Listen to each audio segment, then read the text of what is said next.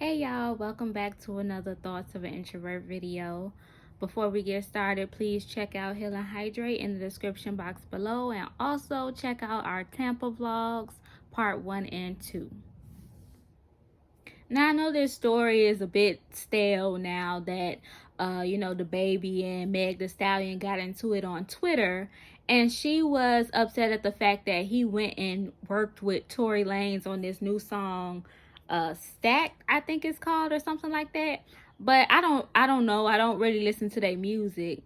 But they got into it on Twitter, and basically DaBaby was like, this is your situation. This is your problem that you have with Tory Lanez. It's not my problem. It's strictly, business, and I'm doing what I gotta do. So if you didn't know the situation, you would instantly side with DaBaby, because you're like, you're right. How you gonna tell somebody else they can't work and limit, creative projects and stuff like that? You can't tell somebody they can't work with somebody.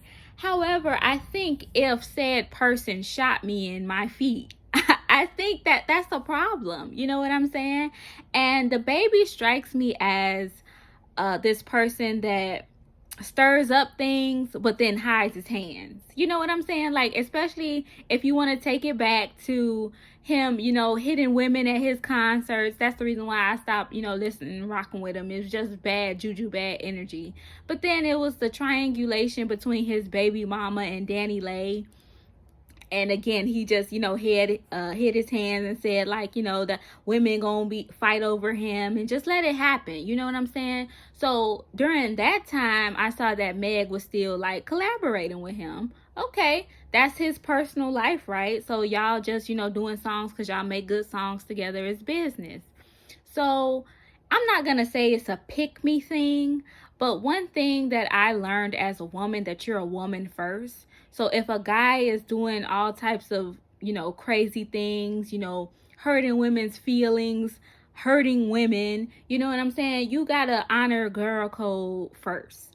So I wouldn't expect any type of super, loyalty from him.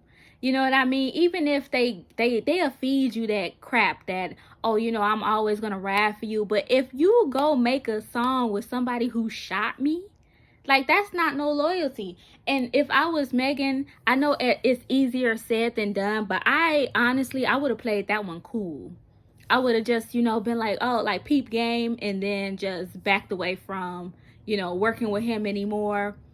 But then on Twitter, she got party jumped into the Twitter argument, and it was just like, it was messy. And he obviously got her out of character, and you look like the crazy one online. So for future references, if somebody try to get you out of character, you just peep game and then you move on. I think she can come back from this. Like she did amazing at the BET Awards, but just my, I always give my opinion as, an outside person looking in, looking at these celebrities do what they do.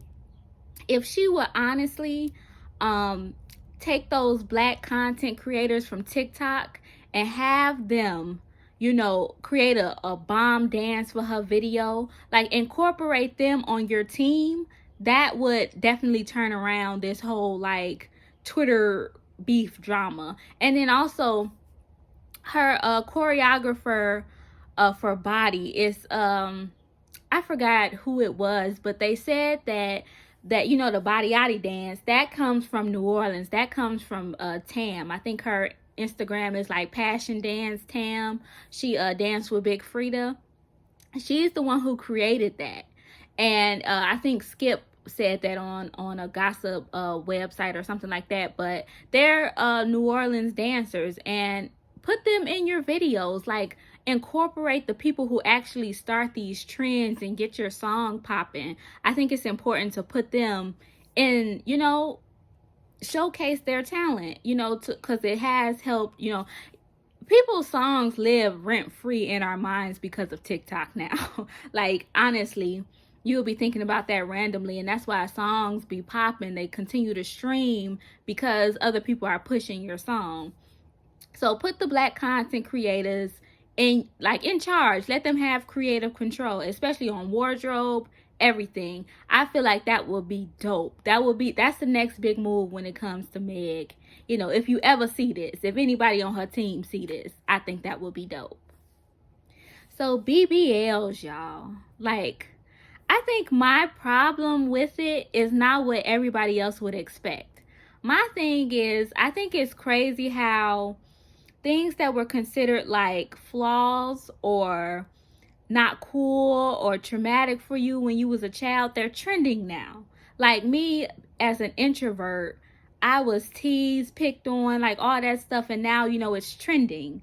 But I think it's good that it's trending because a lot of us have found each other via social media, so we can relate to some things. We now have a name for it. But as far as BBLs, having a little flat stomach and a high booty, when was that trendy? Like, come on. Like, y'all didn't think that was trending back in the day. Like, you know what I'm saying? Like, and it's also like, I don't know if this is a fair comparison, but it's like when Danny Lay was like, oh, yellow bone, this and that. And it's like, nah, like, come get these jokes. Like, you can't consider yourself like, oh, you know, light skin this. Like, no, come get these high yellow bird, Casper. Come get these jokes. Like, y'all can't, like, I don't get it. I don't know. I have a problem with I don't know. That's just my own little thing. Like, all of a sudden everybody want flat stomach, little high booty. Okay, that's cool. But the thing about it is, I don't like when stuff that's starting to trend, like plastic surgery, when it becomes trending, it's almost like this expectation that you need to do it too. Like, I've been asked on a few occasions, oh, you gonna get the BBL, you gonna get that? And it's like, no. And it's not it's not because of like I'm hating on anybody else or I think I'm better than anybody else. That's a dangerous surgery. Like, nobody's talking about the upkeep of it, that you have to not only, I know they got payment plans on it, but it costs a lot of money to have this surgery, and then you have to have follow up procedures and stuff like that to keep it, you know, keep it looking good. So I just, you know, I think to myself, like, is it worth it? And, you know, I've just found out about, I've been knew about Spanx and control tops and all types of stuff like that. But man, when I in Tampa, like, to keep all that, you know what I'm saying?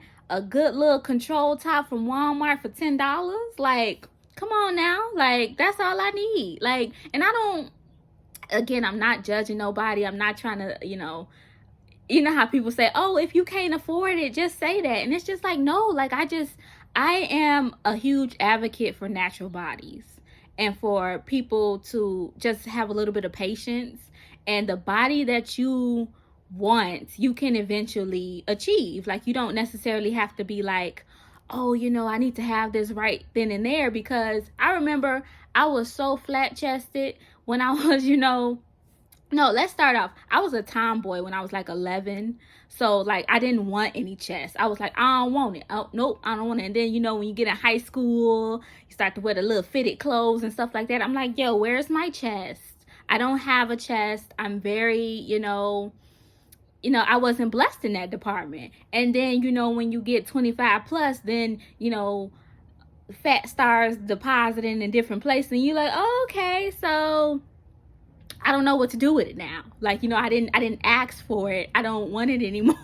I want, you know, the slim beach body. That's, you know, what I'm going for. And then my body is like, you thought, okay? Like, that's what it's telling me. Like, it has plans for itself. So just be patient, and you'll learn to, like, fall in love with your flaws, because your flaw now is going to become a trend 10 years later. So just chill. Just learn to love yourself. And, but again, I'm not being judgy saying that, oh, if you get plastic surgery, you don't love yourself. Because some people just want to enhance what they have, and that's your business. If that anything anybody wants to do to look good, that's their business. But I'm just saying to have patience, because you never know. If you look in the mirror long enough, you might fall in love with those, you know, said flaws that, or whatever that you want to change or enhance. Just give it time. And if you still feel the same way in a couple years, then by all means, do what you want to do. But just learn to, you know, give yourself time. That's what I say. Give yourself time. This is just like a random story time, but I remember one time I was in Brooklyn. This was like pre-pandemic, uh winter time, I think, of 2019. I was on a date, and we were in this random pizza shop, and I'm not sure what part of Brooklyn it was, but it was a random pizza shop, and there was this guy sitting in the shop, eating his pizza, minding his business, and me and my date, we got our food and we were sitting down talking. Then the guy, finishes his food, talks to the men behind the counter, gets up, says bye to us, and leaves out the place. And I remember, when you're eating and you have those little quiet times on a date, I overheard the guy behind the counter say that man was the most successful, I don't know if he said businessman or stockbroker of all of Manhattan or something like that. And I was just like, I don't know what, but sometimes it's little things that like spark something in your mind that gives you like a change of perspective. And I was just like, this dude literally was sitting here with us, enjoying pizza, talking to people, like being real cool. You know what I mean? Not flashy, not flexing on nobody, just being like cool and respectful. But he was the most successful businessman of all of Manhattan. And that changed my perspective, because it's like, a lot of people have different perspectives, on what, being successful means. And what I found out, and this is my own theory, is like your experiences in life is your currency. Not necessarily like, oh, I got this or that, or what I can stun on somebody with. It's your experiences that's dope. It's how you treat people that's dope. It's, what you put out into this world. It don't matter if you just going to friggin' Walgreens or something, and you make that experience how you talk to people. That's like, because how you are right now, and your mindset and how you treat people, it affects everybody. That's something I took away also from somebody I no longer talk to, but I know how to separate, the good from the bad. They said to me that how you are affects everybody around you, good or bad. And I really take that into consideration, because even when I'm scared as an introvert, 90% of the time I'm nervous and scared and don't know what to say. And but I go with the flow, and I've had some great experiences. Like if you look back at my old vlog, I'm kayaking.